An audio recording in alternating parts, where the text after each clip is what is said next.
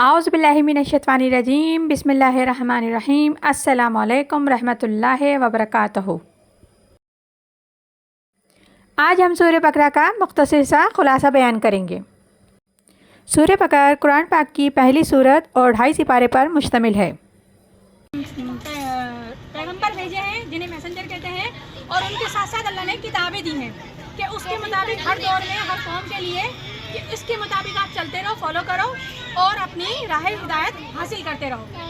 تو اسی طریقے سے ہم آخری امت ہیں محمد صلی اللہ علیہ وآلہ وسلم کی، تو ان کے ساتھ اللہ تعالیٰ نے قرآن مجید نازل فرمایا جو کہ 23 سال کے عرصے میں نازل ہوا ہے۔ ایک دم جھٹ اور پٹ نازل نہیں ہوا قرآن پاک۔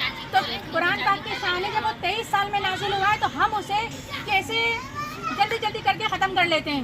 تو یہ تو ہم سب سے بڑی توہین کرتے ہیں۔ پہ کیا حقوق ہے، ماں باپ کے کیا حقوق ہے، بہن بھائی کے کیا حقوق ہے، والدین کے کیا حقوق ہیں، بچوں کی کیا حقوق ہے، کہ آپ کو کس طریقے سے وہ کر رہے ہیں۔ آپ نے اس میں اگر کمی پیشی کرتے ہو اور حکم سے ہٹتے ہو تو آپ اسلام کے دائرہ کار سے باہر ہو جاتے ہو۔ کیوں ہم جو جس دور میں رہ رہے ہیں نا، ہم ملٹ میں اسلام سے باہر ہو جاتے ہیں۔ صبح ہم مسلمان ہوتے ہیں، رات کو منافق ہو جاتے ہیں، بلکہ کافر ہو جاتے ہیں۔ بعض اوقات ہم بعض دفعہ کافر بھی ہو جاتے ہیں اور ہمارے کو معلوم بھی نہیں ہوتا ہم کافر ہو جاتے ہیں۔ تو اس لیے صرف اور صرف جیسے کہ نبی پاک نے بھی فرمایا تھا کہ میرے بعد 72 فرقے ہو جائیں گے، تم بھٹک جائیں گے۔ تو لوگوں نے سوال کیا یا رسول اللہ پھر ہمیں کیسے پتہ پڑے گا بہتر کون ہے؟ تو نبی پاک نے کہا کہ میں قرآن اور میری سنت وہ چھوڑ کے جا رہا ہوں، اسے پکڑ لینا، آپ کہیں نہیں جاؤ گے۔ اسے چھوڑ دو گے تو آپ بیچ میں لٹک جاؤ گے، نہ یہاں کے رہو گے نہ وہاں کے رہو گے۔ ایک تو ہوتا ہے کافر، وہ تو ڈن ہو گیا بھائی، وہ تو ہے ہی کافر، اس نے تو اسلام قبول ہی نہیں کرا، وہ منع کرتا تھا۔ اور ایک ہم جیسے لوگ ہوتے ہیں جو کلمہ پڑھتے ہیں، اسلام قبول کرتے ہیں لیکن اسلام کو فالو ہی نہیں کرتے۔ جب فالو نہیں کرتے تو ہم منافق ہو جاتے ہیں۔ تو ہم منافقوں کی شامت بہت بری طریقے سے آئے گی۔ ہم وہ بیچ میں لٹکے ہوئے ہوں گے، جنت و دوزخ کے بیچ میں، اور عذاب جھیل رہے ہوں گے، اور اللہ تعالیٰ کہے گا کہ تو سب کچھ جانتے ہوئے تیرے پاس پیغمبر بھی آئے، کتاب بھی آئی، ہدایت بھی آئی، لیکن تو نے کچھ نہیں ایکسیپٹ کرا۔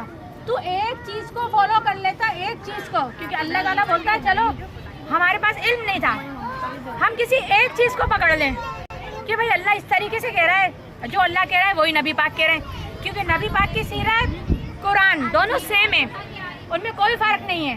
نبی پاک نے وہی بولا ہے جو قرآن کہہ رہا ہے، نبی پاک قرآن وہی کہتا ہے جو نبی پاک بتا رہے ہیں۔ تو ہم اللہ تعالیٰ کے نبی پاک صلی اللہ علیہ وسلم کے کوئی بھی ایک سنت اگر پکڑ لیتے ہیں نا، کوئی بھی ایک سنت، ان کا اٹھنا، ان کا بیٹھنا، ان کا بات کرنا، ان کا کھانا، ان کا چلنا، ان کا اخلاقیات، ان کی زندگی کا کوئی بھی ایک پوائنٹ پکڑ لیتے ہیں نا، تو شاید ہماری بچت ہو جائے۔ بچت ہوگی تو اللہ تعالیٰ پھر ہمیں ہدایت دے گا۔ جب خود میں کوئی عمل نہیں ہوگا تو پھر ہم خالی ہیں۔ ہم دنیا میں خالی ہاتھ آئے تھے، لیکن لے کر ہمیں اپنے اعمال جانے ہیں، خالی ہاتھ نہیں جانا۔ تو اور یہاں ہم اعمال نامے میں اعمال بھرنے کے لیے آئے ہیں، اگر وہ خالی چلے گئے تو ہمارا پھر کیا ہوگا؟ تو اللہ تعالیٰ سے دعا ہے ہم سب کو ہدایت کی توفیق دے اور ہدایت کے راستے پہ چلائے، چاہے تھوڑا سمجھیں لیکن قرآن کو سمجھو، ایک لائن پڑھ لو لیکن سمجھ کے پڑھ لو، تو اللہ تعالیٰ دل میں ہوتا ہے نا پانی قطرہ قطرہ کرتا ہے تو دریا بنی جاتا ہے۔ تو ہم قطرہ قطرہ کر کے بھی پڑھیں گے نا تو اللہ تعالیٰ ہمارے کو کامیاب کر ہی دے گا، کیونکہ یہ تو ہدایت اللہ کا کام ہے نا دینا۔ ہمارے اندر تو صرف طلب ہونی ہے، ہمارے اندر صرف طلب ہونی ہے، ہدایت اللہ کا کام ہے دینا۔ تو اللہ تعالیٰ ہم سب کو ہدایت دے۔